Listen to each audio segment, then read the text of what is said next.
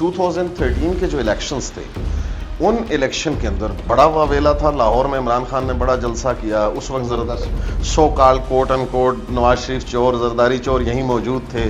جو جعلی فینومناز ہوتے ہیں, جو آرٹیفیشلی ان آرگینکلی جو پولیٹیکل پارٹیاں بنائی جاتی ہیں, ان کا انجام اسی طرح ہوتا ہے. اگر وہ پولیٹیکل وینڈکٹیو نہیں ہے, پولیٹیکلی موٹیویٹڈ نہیں ہے, اور وہ پیورلی میرٹ کے اوپر یہ فیصلہ ہائی کورٹ کے جج نے کیا ہے, تو پھر تو ہائی کورٹ سے بھی ضمانت نہیں ہوتی. ذوالفقار علی بھٹو کو جب پاور ملی 5 سالوں میں وہ سارا سوسائٹل ریولوشنری چینج مجھے کسی اور ملک میں بتائیے جو بھٹو کے دور میں پاکستان میں 5 سالوں میں. ذوالفقار علی بھٹو کو عمران خان یا اس جعلی جو ہے نا سارا اس سے ملانا میرا خیال زیادتی ہے. وہ ایک ڈکٹیٹر کی حکومت کو چھوڑ کر اسی ڈکٹیٹر کی حکومت کے دوران ایک انقلابی پولیٹیکل پارٹی بنا رہے ہیں. ذوالفقار علی بھٹو تاریخ کا ادراک رکھنے والا ایک باشعور انسان تھا.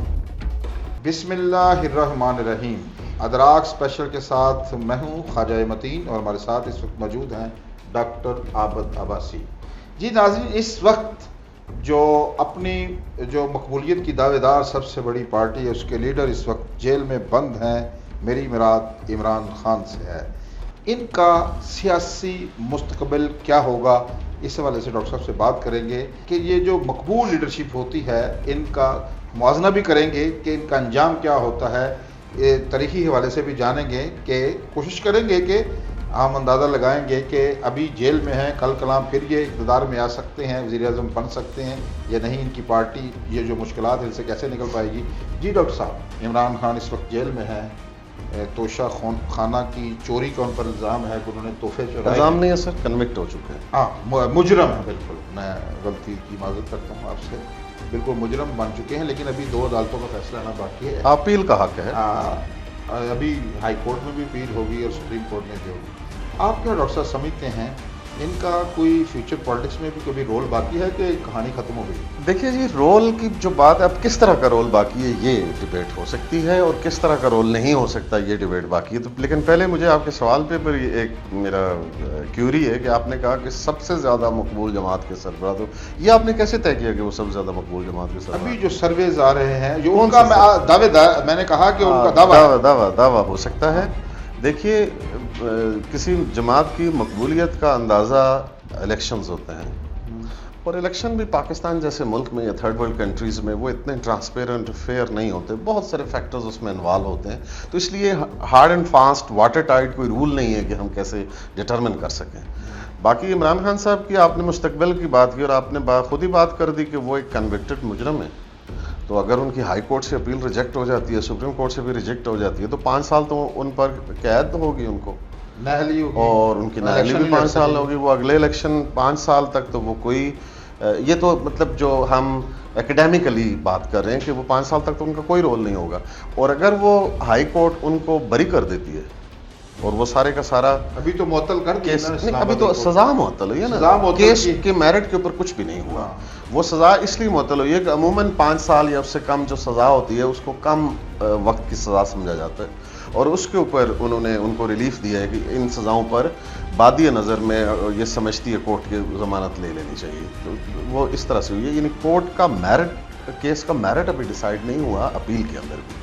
تو اگر فرض کریں, ہم یہ فرض کر لیتے ہیں for the sake of debate, چونکہ یہ بھی آپ کو پتہ ہے کہ عموماً ہمارے ہاں جو کیسز ہوتے ہیں, اگر وہ پولیٹیکل وینڈکٹیو نہیں ہے, پولیٹیکلی موٹیویٹڈ نہیں ہے, اور وہ پیورلی میرٹ کے اوپر یہ فیصلہ ہائی کورٹ کے جج نے کیا ہے, تو پھر تو ہائی کورٹ سے بھی ضمانت نہیں ہوتی. سیشن کورٹ نے اگر میرٹ کے اوپر کورٹ نے جو کیس کی تمام ٹیکنیکلٹیز ہیں اس کو دیکھ کر میرٹ کے اوپر ایک فیصلہ کیا ہے, تو پھر تو وہ ہائی کورٹ میں بھی اس کے چانسز بہت کم ہوتے ہیں ختم ہونے کے, پھر سپریم کورٹ میں بھی اس کے چانسز بہت کم ہوتے ہیں. یہ تو آپ نے لیگل پوزیشن دیکھے ہیں, ان کو ریلیف بھی مل سکتا ہے, وہ بری بھی ہو میں سکتے ہیں. یہی کہہ رہا ہوں کہ میں بالکل کہہ رہا ہوں, میں یہ کہہ رہا ہوں کہ جیسے آپ نے کہا کنوکٹ ہو گئے ہیں, کنوکٹ ہونے سے تو سیاسی کیریئر تو نہیں ختم ہوتے نا. میاں نواز صاحب بھی کنوکٹ ہوئے, اس سے پیچھے بھی جائیں گے. لیکن آپ کیا سمجھتے ہیں کہ اس وقت ان کی سیاسی جو بقا کی جنگ لڑ رہی ہے پی ٹی آئی, دیکھیں بڑے بڑے لوگ چھوڑ گئے ہیں, پرویز خٹک صاحب چھوڑ گئے ہیں ان کو, انہیں پی ٹی آئی جنگ بتانا پسند کریں گے کون سی لڑ رہی ہے, کہاں لڑ رہی ہے, اور کون کون لڑ رہا ہے جنگ؟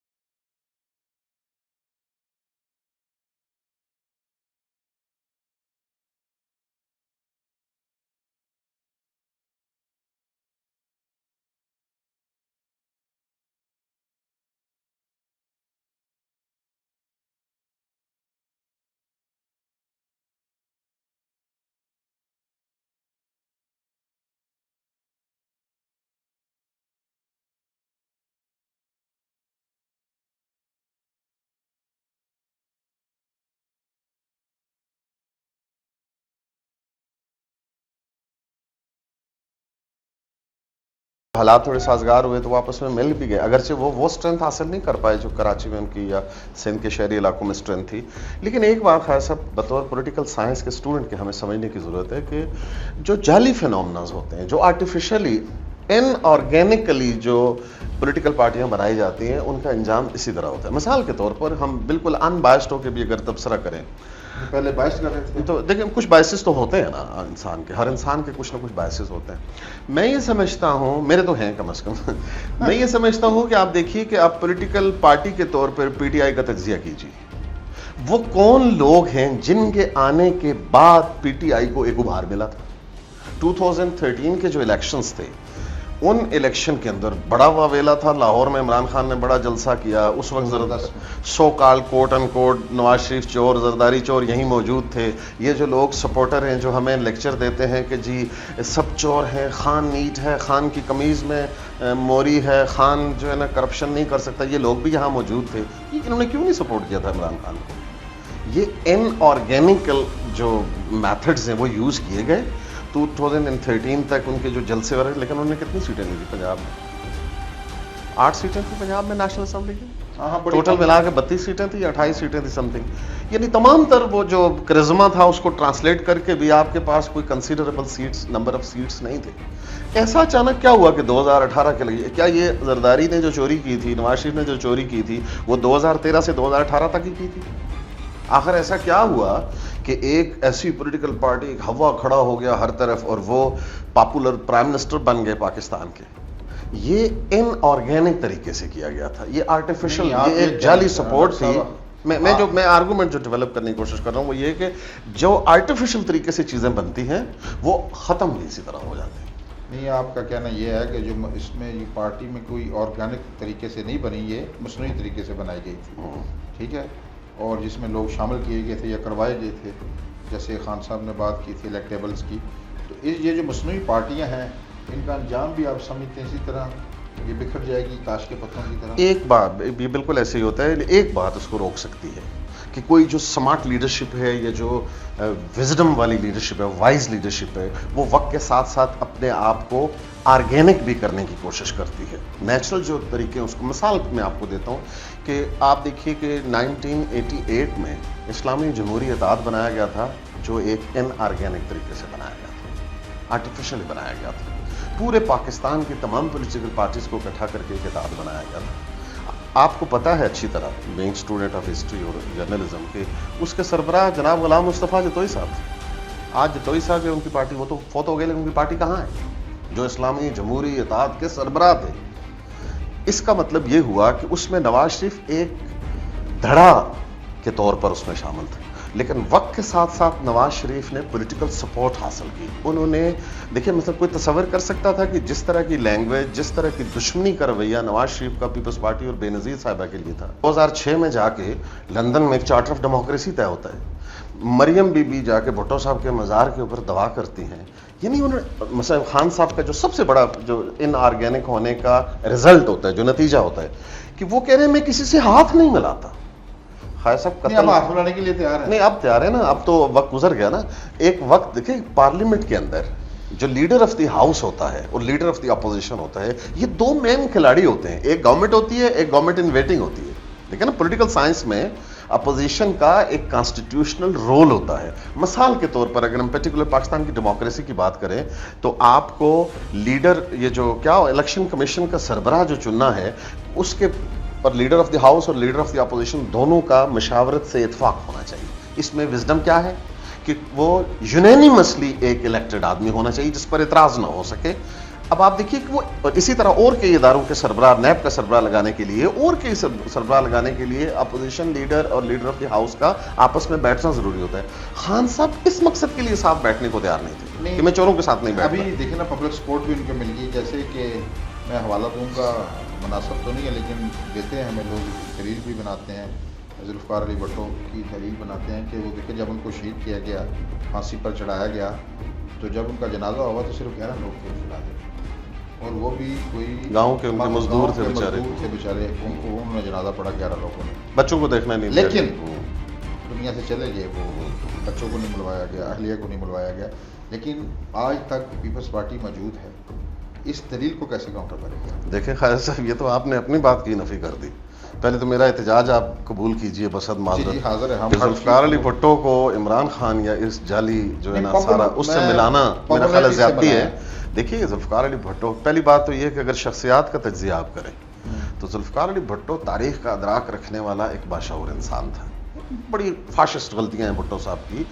ان کی جو وینڈیٹا تھا ان کے دماغ میں، جو انتقام کی ان کی جو بات تھی، اتنی بڑے پوسچر کے اوپر اور بے شمار ان سے غلطیاں ہوئیں. لیکن ذوالفقار علی بھٹو بہرحال ایک فینومینا ہے. ایک پروفیسر ہیں، وکیل ہیں، پولیٹیشین ہیں، وہ بے تحاشا کتابوں کے مصنف ہیں، بہت وسیع المطالعہ. میری جو پی ایچ ڈی کی سپروائزر تھیں ڈاکٹر رضیہ سلطانہ، وائس چانسلر ایک یونیورسٹی کی، وہ کہا کرتی تھی کہ جب امریکہ میں ہم یونیورسٹیوں میں جاتے ہیں تو وہاں بھٹو صاحب کا تعارف یہ ہے کہ وہ لائبریری پی جاتا تھا. وہ شخص لائبریری میں گھستا تھا تو کتابیں پی جاتا تھا. تو وہ بڑا صاحب مطالعہ اور بڑا باشعور انسان تھا. ہاں پاپولزم بھی تھا ان کے ہاں، وہ اپنی جگہ بات ہے. لیکن آپ پاکستان پیپلز پارٹی کے بننے کا جو فنومنا ہے اس کو ذرا دیکھیے کہ وہ ڈکٹیٹر سے لڑ کر پارٹی بنا رہے تھے. وہ ایک ڈکٹیٹر کی حکومت کو چھوڑ کر اسی ڈکٹیٹر کی حکومت کے دوران ایک انقلابی پولیٹیکل پارٹی بنا رہے ہیں. یہ نہیں ہے کہ وہ پاکستان پیپل پارٹی ایوب نے بنائی تھی، ایسا نہیں ہے. اس میں آپ دیکھیے کہ جو آپ کے نیشنل پریس ٹرسٹ کے اخبار تھے، جو اس کے تابع تھے، ان اخباروں کی سرخیاں اٹھا کے دیکھیے کہ وہ کتنی حقارت اور کتنے تن سے پیپلز پارٹی کے بننے کو دیکھ رہے ہیں. حالانکہ پاکستان کی تمام لیفٹ کی جو انٹیلیجنشیا تھی وہ سب مکمل، اصل میں بھٹو تو اس کا پولیٹیکل چہرہ تھا. بھٹو صاحب تو اس کے مشہور ہونے کی یا ایک نان فگر کے، تو اس کے میں جے رحیم تھے، اس میں شیخ رشید احمد تھے، اس میں ڈاکٹر مبشر حسن تھے. شیخ رشید احمد ایک بابائے سوشلزم تھے جن کا نام کچھ جعلی نوسرباز یوز کر کے اپنا قد بڑھا رہے ہیں. میں ان کا ذکر کرنا پسند نہیں کرتا. شیخ محمد رشید ان کا نام تھا جن کو بابائے سوشلزم کہتے تھے، اور وہ پاکستان میں لیفٹ کی جو دانش تھی، لیفٹ کی جو پالیٹکس تھی، اس کا ایک بہت بڑا سرخیل تھا.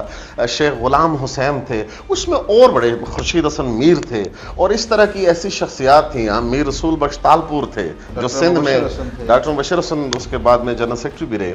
تو جے رحیم ایک بہت بڑا برین تھا جو اس کے پیچھے تھا. تو وہ ان لوگوں نے پاکستان کی سیاست کو، پاکستان کے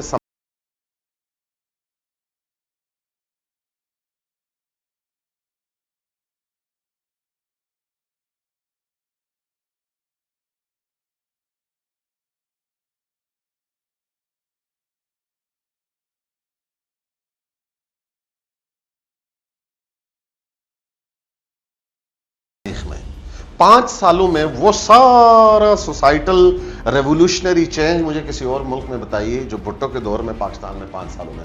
آپ اس سے اختلاف کر سکتے ہیں. نہیں، میں صرف مماثلت نہیں، میں آپ پہ اعتراض نہیں کر رہا. میں آپ پہ اعتراض نہیں کر رہا کہ آپ مماثلت کر رہے ہیں. میں یہ کہہ رہا ہوں کہ بھٹو نے ڈیلیور کیا تھا. وہ ڈیلیور کیا تھا. یہ بات اس ڈیلیورنس کا نتیجہ ہے کہ آج 50 سال گزرنے کے بعد بھی اس کی پارٹی کا دیکھیں، اس پولیٹیکل پارٹی نے بعد میں بھی بہت کچھ ڈیلیور کیا. ان سے غلطیاں بھی ہوئی ہیں، اتار چڑھاؤ رہے ہیں، پولیٹیکل لیڈرشپ ان کی قتل ہو گئی، بے نظیر بھٹو کی شہادت ہو گئی، بے شمار. زرداری صاحب اس کے لیڈر تھے، وہ جیلوں میں رہے، بڑے مسائل اپنی جگہ، ان کے فیلیئرز بھی اپنی جگہ.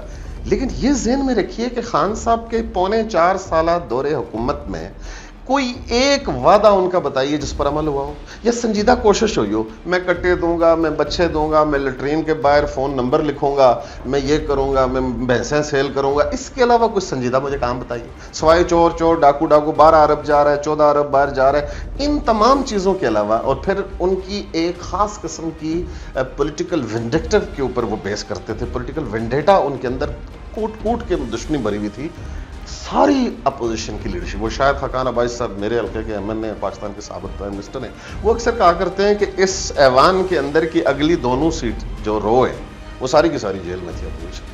آصف زرداری صاحب جیل میں ہیں، خورشید جیل میں ہیں، نواز شریف صاحب جیل میں ہیں، شہباز شریف صاحب جیل میں، شاہد حقان جیل میں، خواجہ سعد رفیق جیل میں، مریم بی بی جیل میں، فریال بی بی جیل میں. اور وقت نے ان سب کے سب لوگوں کو، میں سب سے امپورٹنٹ جو میں بھول گیا، رانا ثناء اللہ، جس نے ایک پاکستان میں گزشتہ، جو میں کہتا ہوں بڑی تکلیف ہوگی لوگوں کو، لیکن ایک بڑے قد کاٹ کے سیاستدان کے طور پہ اپنے آپ کو منوایا ہے. ان کے ماضی سے ہمارے بڑے خلاف رہے. احسن اقبال صاحب نہیں، رانا ثناء اللہ بہرحال ایک شخص ہے یعنی. اور وہ اچھا وہ بیٹھ کے ٹی وی کے اوپر ہمارے جو پی ٹی آئی کے معتدل سو کال کوٹ اینڈ کوٹ دوست کہتے ہیں جی کہ یہ تو کیس ان چوروں نے ایک دوسرے پر بنائے ہوئے تھے. بھائی رانا ثناء اللہ پر زرداری صاحب نے کیس بنایا تھا. نہیں پھر وہ حوالے دیتے ہیں وہ الٹے پلٹے کے ہزاروں نے بنائے تھے. قسمیں آپ کا وزیر خانہ تھا کلمہ پڑھ کر کلمہ پڑھ کے کہہ رہا ہے کہ میں نے کیمرہ میں اپنے آنکھوں سے میں نے دیکھا ہے. انجام ہم نے دیکھا جو اس کی شکل و صورت دیکھیں اللہ معاف کرے یہ انسان کو. مخالفت عمل کا شکار ہے. جی ناظرین آج کے لیے اتنا ہی. میں سمجھتا ہوں کہ کیونکہ یہ موضوع بہت لمبا ہے طویل ہے تو اس پہ ڈاکٹر صاحب کے ساتھ گاہے بگاہے اس پر نشست کرتے رہیں گے کہ ملک میں انتخابات کب ہونے جا رہے ہیں اور یہ جو پولیٹیکل پارٹیز ہیں ان کا کیا فیوچر ہے آگے, کس طرح ان کو, کیونکہ دور جدید میں تیزی کے ساتھ تبدیلیاں واقع ہو رہی ہیں. اب ساری چیزیں ہائبرڈ پر جا رہی ہیں, ڈیجیٹلائز ہو رہی ہیں. کیا پولیٹیکل پارٹیوں کو بھی اب ڈیجیٹلائز ہونا پڑے گا؟ کیا نئی چیزیں اپنے آپ کو زندہ رکھیں, نعرے یا کوئی کام بھی کرنا پڑے گا؟ آپ سے دوبارہ جلد ملاقات ہوگی. ہمیں دیجیے اجازت. اللہ نگہبان.